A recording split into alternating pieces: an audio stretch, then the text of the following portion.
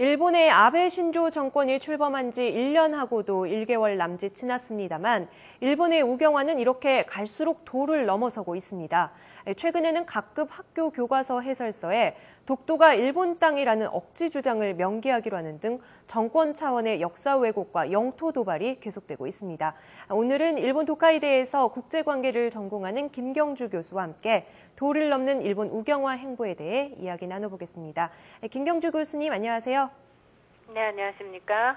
네, 먼저 그저께 독도는 일본 땅이라는 억지 주장을 학습지도 요령 해설서 개정 지침을 통해서 정권 차원에서 2년이나 앞당겨서 공식화했는데요. 말로는 한일 관계 정상화를 외치는 일본이 말과는 거꾸로 가는 길을 지금 택했다고 보는데 이 문제 어떻게 봐야 될까요?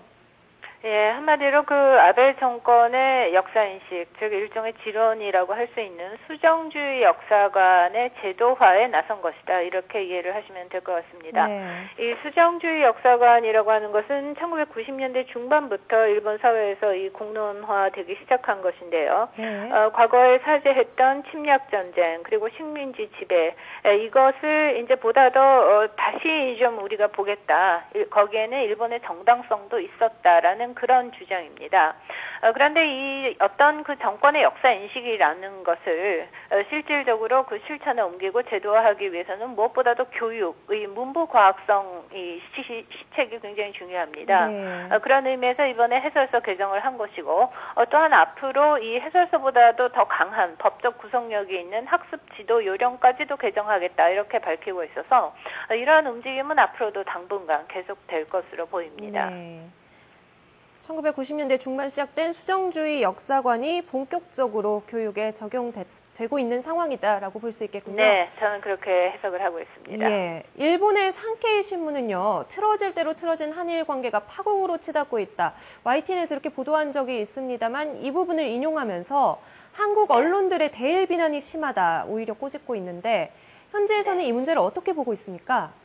예, 이번에 해설서 개정 문제를 우리나라 한국에서는 이 영토 문제로 보고 있는데요. 네. 일본 국내에서는 솔직히 교육에 대한 정치 개입이 아니냐 하는 좀 그 교육의 자유화 문제에 초점이 맞춰져 있습니다. 그런데 이런 가운데 산케이 신문을 비롯한 일부 그 우파 언론들은 이것은 어디까지나 그 한국과 일본 간의 그 외교적인 갈등 문제다. 외교적인 일종의 그 내정 간섭 문제다. 이렇게 보도를 하고 있는 것이죠. 네. 그런 의미에서 한국의 또는 중국으로부터의 그 일본에 대한 비판이 야스쿠니 문제도 마찬가지입니다만은 일본 국내에서는 오히려 그 대외 강경론에 힘을 실어주고 있고 네. 또 이 일부 언론들에 의해서 이런 한국의 비판이 역이용되고 있는 그런 상황이 요 한 1, 2년 동안 계속 되풀이되고 있습니다. 네. 그런 상황은 지금도 그리고 앞으로도 한동안은 계속될 것으로 지금 보이는 거죠.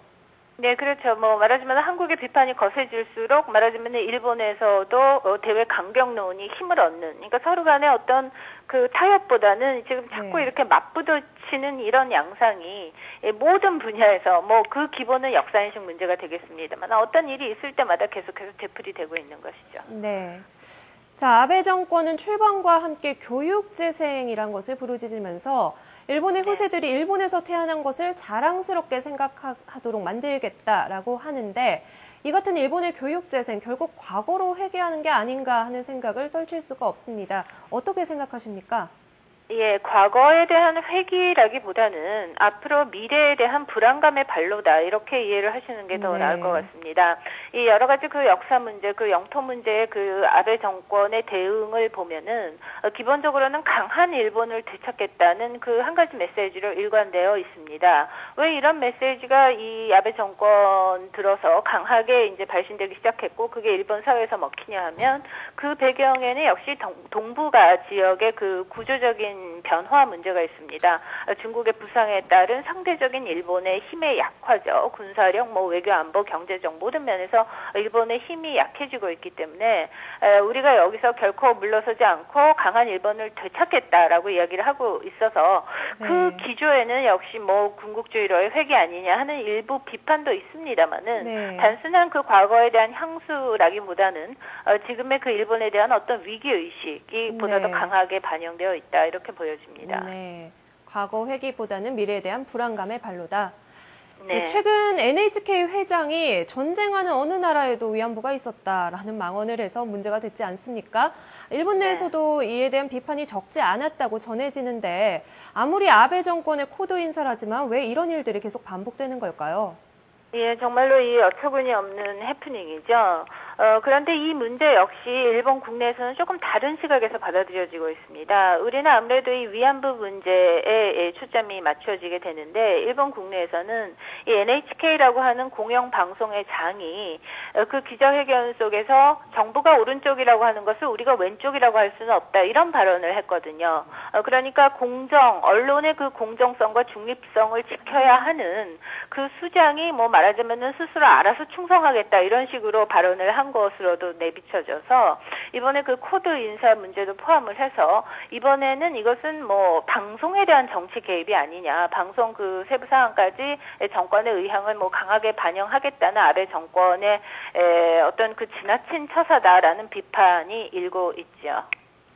네, 아베 총리 등 일본 정치인들이 야스쿠니 신사 참배에 집착하는 이유는 뭐라고 보십니까?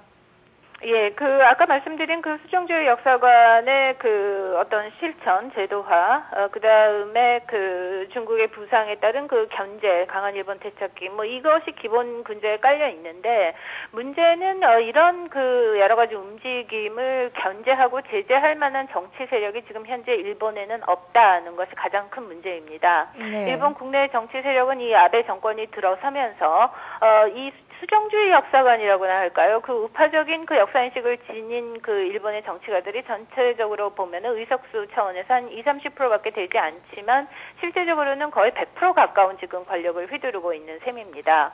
그런 의미에서 일본의 이러한 움직임에 어느 정도 제재를 가할 수 있는 것은 일본 국내의 힘에 기대하기는 지금 상당히 어렵고 네. 국제적인 부분, 특히 그 미국의 어떤 영향력이나 그 제재라는 게 상당히 강하게 작용할 수밖에 없는데 글쎄요, 아직까지 미국이 뭐 실망스럽다 이렇게 상당히 강한 발언을 하기는 했습니다만은 그 기조를 어떻게 그 바꿔 나가면서 속도 조절을 할지, 한국이 만족할 만한 방향으로 나갈지에 대해서는 우리의 외교력 역시 더욱더 보태져야 되지 않을까 그렇게 보여집니다. 네.